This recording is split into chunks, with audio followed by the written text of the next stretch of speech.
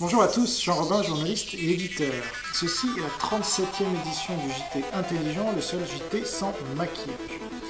Alors pour cette édition, je vais m'attaquer à un gros morceau, François Asselineau, président de l'UPR, et je vais démontrer en quoi il est un faux dissident, mais un vrai oligarque. Alors en introduction, quelques mots sur mes relations avec François Asselineau, puisque j'ai adhéré à l'UPR en 2007, j'ai participé en tant que spectateur à son congrès fondateur du 25 mars 2007. Et puis je suis parti de l'UPR parce que, je l'ai expliqué dans une interview à Tepa sur Meta TV, j'estimais que François Asselineau n'était pas à la hauteur et qu'il n'avait aucune vision stratégique pour la France. Voilà, donc en gros, j'y suis resté 6 mois, mais j'ai voulu rester en bon terme avec François Asselineau. Et donc, je lui ai proposé, dans plusieurs supports où j'ai travaillé, comme BI, de Feu Louis Dalmas, je lui ai proposé une interview qu'il a refusée. Ensuite, je lui ai proposé à de nombreuses reprises une interview sur Enquête et Débat. Et à chaque fois, il a refusé. Ça ne m'a pas empêché donc je ne l'ai pas mal pris, ça ne m'a pas empêché d'interviewer Frédéric Tadei et de lui dire que François Asselineau souhaitait passer à son émission Ce soir ou jamais, donc, ce qu'il avait expliqué dans une lettre ouverte. Et suite à cela, Frédéric Tadei a dit bah, écoutez, vous n'êtes pas le premier à me le dire, et donc je m'engage à inviter François Asselineau. Et il a tenu parole quelques semaines plus tard, et il l'a reçu sur son plateau. Voilà, donc on ne peut pas me reprocher d'être un ennemi, je sais pas, d'Asselineau parce que ce type-là ne me reviendrait pas ou je ne sais pas quoi. J'ai fait preuve de bonne foi à son encontre. Et malgré cela, François Asselineau n'a eu de cesse de me diffamer, de m'insulter, de me calomnier publiquement. Et le dernier élément en date, c'est donc sur son Facebook, suite à l'interview que j'avais faite de Tepa, qui est aussi un ancien de l'UPR, où il nous a insultés tous les deux, et où il a fait courir des rumeurs sur moi, qui sont complètement infondées. Je vous renvoie à mon interview à Meta TV, où je m'en suis expliqué. Et donc là, j'ai réagi sur le coup, parce que j'étais informé le soir même de l'interview de ces calomnies de François Asselineau. Donc j'ai réagi sur le moment, avec ma réflexion sur l'UPR, qui n'a pas changé depuis que j'en suis parti. Mais là, ça fait maintenant un peu plus d'un mois, et donc je me suis dit, mais quand même, ça serait intéressant de faire savoir au grand public. Moi, c'est mon métier, je suis journaliste, donc j'estime que quand je sais des choses, ou quand j'ai découvert des choses par mes expériences journalistiques ou politiques ou autres, ben, je dois vous en faire part. On me l'a souvent reproché, tu t'attaques à un tel, tu t'attaques à Zemmour, tu t'attaques à Ardisson, tu t'attaques... Je ne m'attaque pas, j'informe. Je suis désolé si les gens qui prennent ces personnalités, soit politiques, soit médiatiques, soit autres, pour des gourous, que ça les gêne et que ça les dérange. Mais il faut qu'ils souffrent le fait qu'on puisse critiquer des gens sur la base de faits. Et moi, mon but, je pense l'avoir démontré maintenant, ce n'est pas de m'en prendre à François Asselineau. Mais il faut reconnaître que de plus en plus il prend de l'importance, parce que maintenant il est reçu dans les médias, il recrute, il affiche maintenant chaque nouvel adhérent de l'UPR, il y en a plus de 6700, je ne sais pas quoi, et il emmène un certain nombre de mes compatriotes dans le mur, donc parce qu'il leur montre le mauvais ennemi, puisque lui-même est l'ennemi, et donc c'est un oligarque, donc c'est ce que je vais démontrer là. Et donc, moi, je n'ai rien contre Asselineau personnellement, je m'en fiche pas mal. Par contre, ce qu'il représente, ce qu'il incarne, constitue l'ennemi contre lequel je me bats depuis longtemps maintenant, depuis le moment où j'ai compris qui dirigeait ce pays. Il a fait toute une conférence sur qui dirige la France. Ben voilà, c'est François Asselineau et ses amis qui dirigent la France. Désolé de vous l'apprendre, mais c'est certainement pas François Asselineau qui va vous le dire. Justement, pour le démontrer, je vais m'appuyer sur, comme François Asselineau, sur énormément de faits, de sources factuelles. Et je vais vous indiquer à chaque fois d'où est-ce que je tire tous ces faits. Et il y a vous allez voir, vous n'allez pas perdre votre temps, parce qu'il y a pas mal de révélations dans les minutes qui viennent, sur François Asselineau et son parcours. Alors, il y a une partie qui est connue d'ores et déjà, mais que je vais quand même rappeler, parce que ça démontre bien d'où parle François Asselineau. Donc, il est diplômé, donc c'est un énarque, diplômé de l'ENA, d'HEC, et puis, on y reviendra longuement, de l'inspection des finances, hein, ce corps que vous intégrez, parce que quand vous sortez de l'ENA, soit vous devenez dans la Cour des comptes, comme François Hollande, dans d'autres domaines, soit vous deveniez l'inspecteur des finances, et inspecteur des finances, donc vous rejoignez Bercy, et là c'est un peu la crème de la crème. Ils sont 44, voilà, en tout et pour tout, et j'y reviendrai. François Asselineau est l'un de ces 44 au sommet de la pyramide de l'oligarchie française actuelle. Voilà, puisque Bercy, c'est les cordons de la bourse, donc c'est eux qui dictent leurs lois aux ministres et souvent même au président de la République. Mais on y reviendra. Donc François Asselineau, il n'est pas que inspecteur des finances, il a été directeur de cabinet de tout un tas de ministres ou conseillers, etc. Alors il y a Gérard Longuet, il y a Françoise de Panafieux, quand elle était ministre du Tourisme, il a été proche de Charles Pasqua, et on y reviendra, ça lui a bien été utile par la suite. Il est devenu directeur général adjoint chargé des affaires économiques et internationales au Conseil général des Hauts-de-Seine. Voilà. Donc ça, c'était la période Pasqua. Et puis, il a été son directeur de cabinet entre 2000 et 2004. Donc très proche.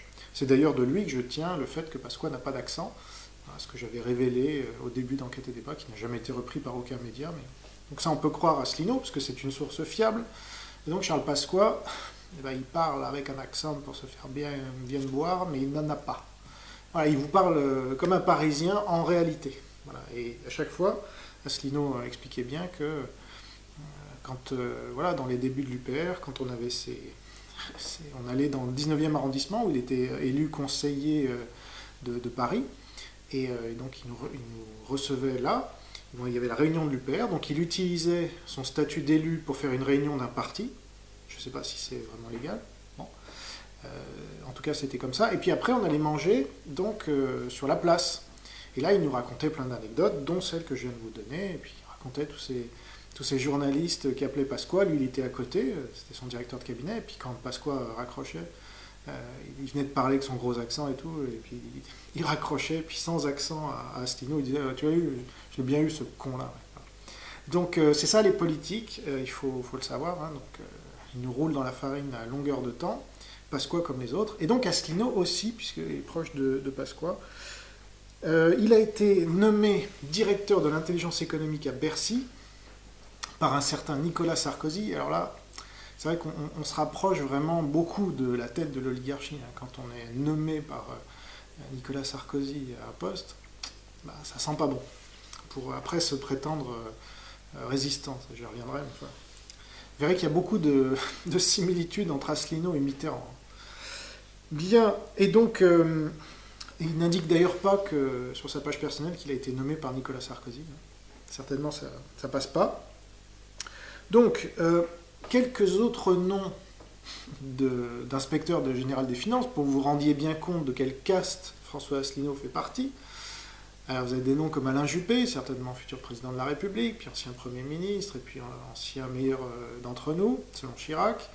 Vous avez Valéry Giscard d'Estaing, ancien président de la République. De toute façon, c'est pas dur, à part Sarkozy et peut-être Mitterrand, tous les présidents de la République et les premiers ministres sont énarques au moins, et inspecteur général des finances au pire.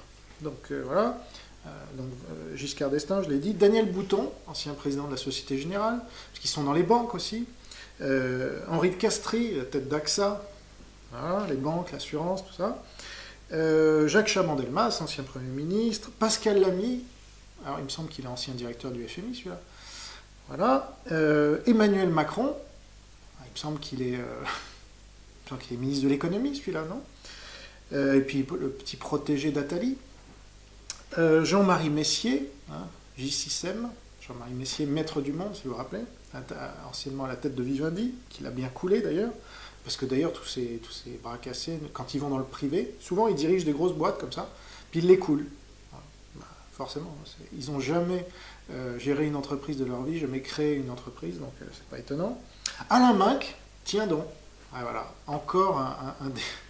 Enfin, quand vous faites la liste, c'est vraiment... Et lui aussi, il coule les boîtes les unes après les autres. Dès qu'il conseille une boîte, pour être sûr qu'elle va perdre 500 millions d'euros dans les 6 mois. Baudouin Pro, tiens donc, président de la BNP, Paribas. Voilà. Ouais, regardez les plus grosses banques, inspecteurs généraux des finances. Michel Rocard, Premier ministre. Christian Sauter, je crois ancien ministre de l'économie ou secrétaire... ministre du budget plutôt. Jean-Claude Trichet, ah, voilà. Alors là, carrément, président de la Banque Centrale Européenne. Voilà. Alors, en fait, tous les gens que François Asselineau prétend combattre. Ouais, mais il en est un. Donc déjà, c'est quand même bon de savoir quel genre de formation il reçoit, d'où est-ce qu'il parle. Et puis, ça devrait quand même vous donner une petite idée de ce qu'est véritablement l'oligarchie. Et notamment, là, on est à la tête, au cœur de l'oligarchie. Voilà. Et d'où Asselineau parle. Mais on y reviendra. Alors sur Bercy, évidemment, je ne peux pas ne pas vous conseiller ce petit livre que j'ai édité récemment, Changer Bercy pour changer la France, où Bernard Zimmermann revient notamment sur l'inspection générale du finance, mais pas que, parce que Bercy, vous allez voir, c'est vraiment c'est n'importe quoi. Enfin, si le pays est dans la merde, excusez l'expression, depuis 40 ans, Bercy sont les principaux responsables, hein, parmi tant d'autres, mais l'énarchie, Bercy, etc. Et puis tout ce qu'ils ont permis en fait avec ce lobby marxiste, la CGT, etc. Voilà. Alors, quelques mots quand même sur l'héritage gaulliste de François Asselineau, parce qu'il cite De Gaulle en permanence. Oui, alors déjà, il faut remarquer qu'il ne cite pas De Gaulle quand ça ne l'arrange pas. Par exemple, je l'avais fait remarquer à Méta TV, dès que De Gaulle parlait d'une France majoritairement blanche, de culture chrétienne, etc., là, Asselineau, on ne l'entend pas. Parce que lui, c'est même le... Et puis quand il parlait de colomber les deux mosquées, qu'il craignait, donc il dénonçait une islamisation qu'il voyait venir, ou par rapport à l'Algérie, etc.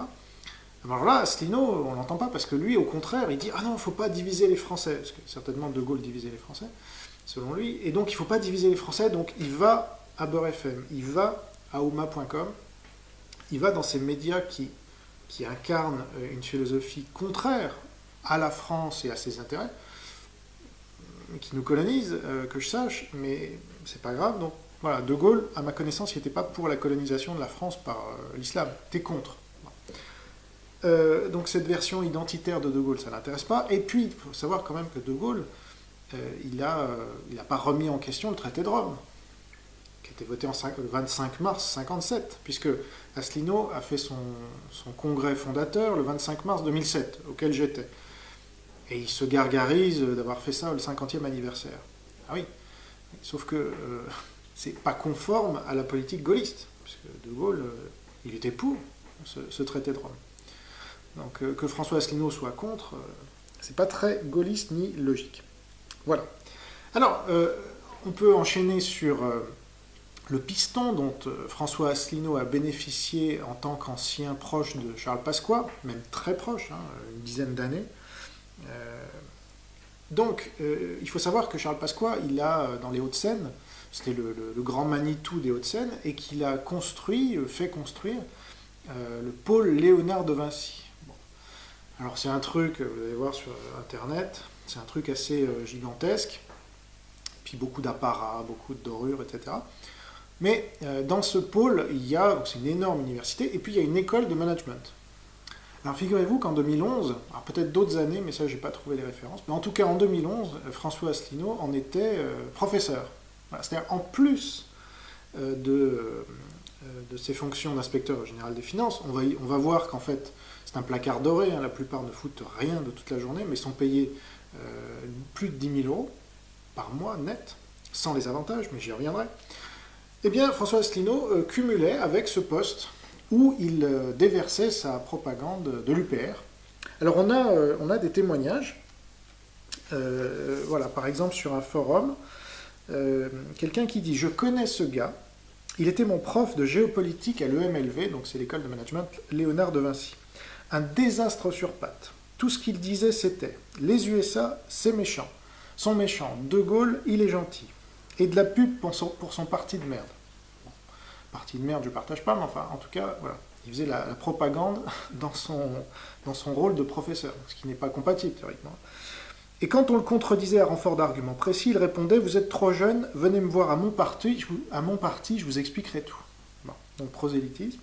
Le mec ne faisait que critiquer les États-Unis, pas un mot sur la Chine, la Russie, le Brésil, l'Iran, rien. Les USA ont fait ci de mal, les USA ont fait ça de répréhensible, etc. Il a fallu lui expliquer que la France était terriblement endettée aussi, ce qu'il niait avec conviction. Ça, c'est un des grands arguments d'Asselineau. La France n'est pas endettée. Ah ben non, parce qu'on a tellement de biens, le château de Versailles, tout ça, qu'en fait, on n'est pas endetté. Voilà. C'est la nouveauté, ça c'est un grand argument marxiste. Mais franchement, il fallait y penser, quoi. Et puis après, il déroule, alors je pourrais vous... Mais je termine, il concluait, « C'est aussi un pote de Pasqua, sinon il n'aurait jamais pointé le bout de son nez dans mon école. On l'a même vu avec Pécresse un jour, quel focus ce mec. » Valérie Pécresse, hein, de l'UMP. Alors là, ça colle pas vraiment avec l'image de l'anti-oligarchie. Alors, maintenant, on va passer aux choses qui fâchent vraiment. Parce que pour savoir ce que vaut quelqu'un, il faut savoir d'où il parle, donc ça, c'est ce qu'on vient de faire, et puis il faut savoir qui le paye, surtout. Et oui. Donc, on sait maintenant que Alain Soral, c'est Philippe Péninck, donc du Front National, donc voilà. Ça a été une surprise pour beaucoup de dissidents, mais maintenant c'est clair. On sait que des gens comme Caroline Forest sont les subventions publiques et puis les postes de journalistes ici et là. Qui est-ce que je pourrais vous citer d'autres?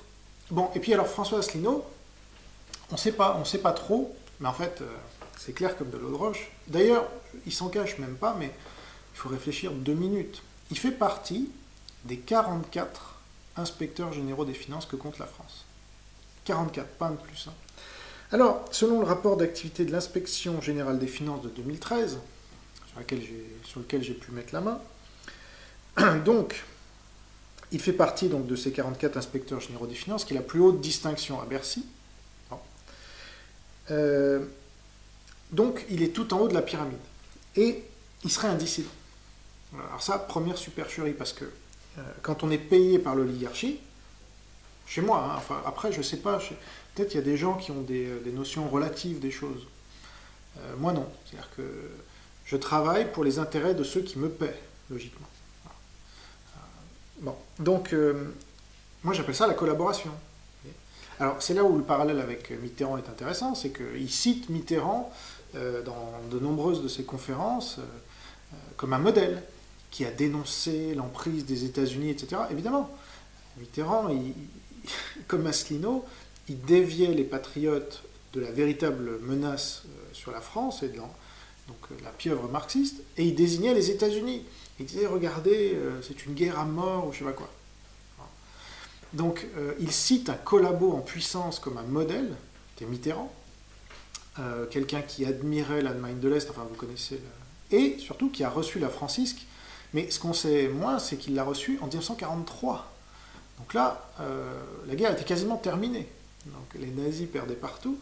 Et ben, il était encore à Vichy, il a reçu la francisque avec joie en 1943. Et puis ça l'a pas empêché d'aller voir les mouvements de résistance la même année. Ben, Asselineau, c'est un peu pareil. Voilà. Il est au cœur de la collaboration. Il gagne plus de 10 000 euros par mois, on y reviendra en détail, grâce à ces gens-là. Donc il est payé par le système, mais il est dissident. Ah bon? Il faudra nous expliquer. Alors, mais avant d'aller plus loin, il faut quand même comprendre ce qu'est un inspecteur général des finances. Après tout, les médias nous en parlent très peu. C'est encore une des raisons pour lesquelles il faut s'y pencher sérieusement. Alors, je cite, les inspecteurs généraux des finances, au nombre de 44 à la fin 2013, réalisent directement, supervisent ou dirigent les missions de l'IGF. Ils sont conduits à encadrer et conseiller les membres de la tournée en tant que chef de mission, superviseur ou référent. Voilà. Traduction, ce sont les big boss. Et ça, je tiens ça toujours du rapport d'activité, là, les citations que je vais vous faire, c'est toujours dans le rapport d'activité. Donc vous tapez rapport d'activité de l'inspection générale des finances de 2013 et vous allez tomber sur le document que je cite, si vous voulez les vérifier par vous-même. Alors dans ce document, on apprend, je cite, que les inspecteurs généraux des finances représentent l'État dans des commissions, conseils d'administration et comités où les enjeux financiers sont significatifs. Tiens, tiens. C'est ainsi que les inspecteurs généraux siègent dans des conseils d'administration aussi divers que BPI France, le commissariat à l'énergie atomique, le bureau de recherche géologique et minière, l'Institut national de la consommation, etc. Les inspecteurs généraux peuvent également y siéger en tant que personnalité qualifiée. Bah voyons. Alors moi j'aimerais que M. Asselineau nous dise dans quel conseil d'administration il siège. Bah oui.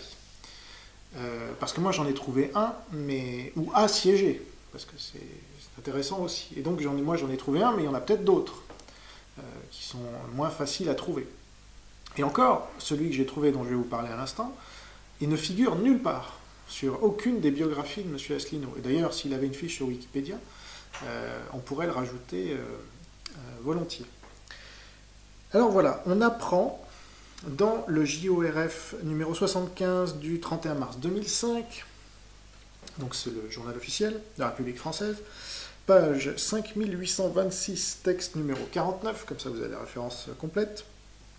Alors que, je cite, par arrêté du Premier ministre en date du 30 mars 2005, sont nommés membres du conseil d'administration de l'Institut des hautes études de défense nationale, IHEDN, sur proposition du ministre de l'économie, des finances et de l'industrie, M. François Asselineau, inspecteur général des finances et délégué général à l'intelligence économique.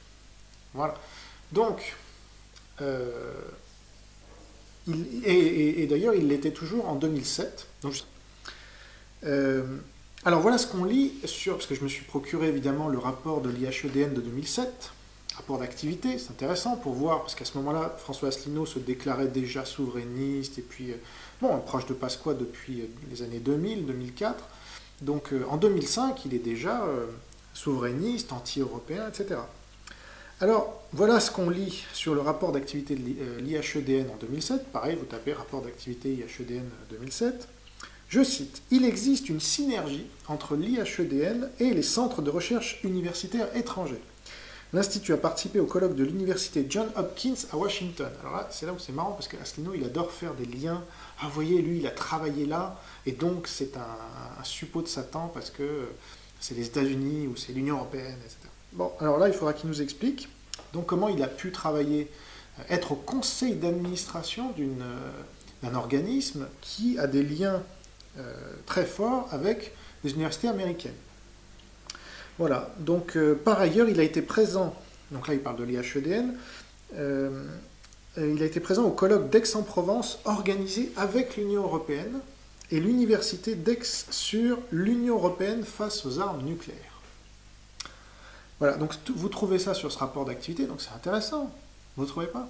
Que ce cher François Asselineau est accepté, d'ailleurs, jusqu'à présent, il est inspecteur général des finances, il n'a jamais démissionné de son poste, il n'a jamais quitté, ou je sais pas quoi. D'ailleurs, je ne sais pas si on peut quitter, parce que c'est le genre de truc, vous êtes complètement inamovible. Vous êtes là, vous êtes payé à ne rien faire, mais jusqu'à la fin de votre carrière, et même à la retraite, etc. après. Bon.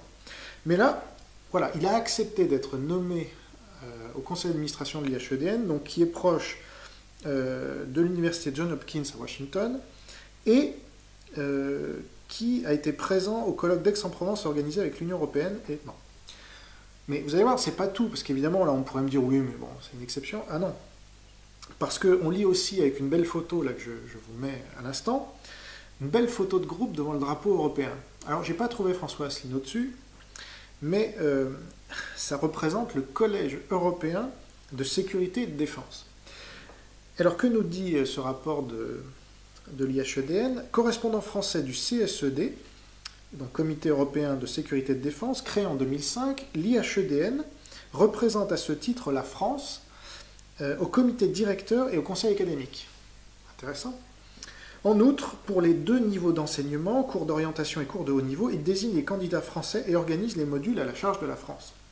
Cette année, donc 2007, dans le cadre de l'organisation du cours d'orientation du CSED, l'Institut a convié tous les pays relevant du processus de Barcelone à participer à une réflexion sur la PSED. Alors c'est quoi la PSED? C'est la politique européenne de sécurité et de défense, et la sécurité en Méditerranée. Eh ben non, François Asselineau, anti-européen, vraiment? Ça me paraît très pro-européen, ça, non? Bon.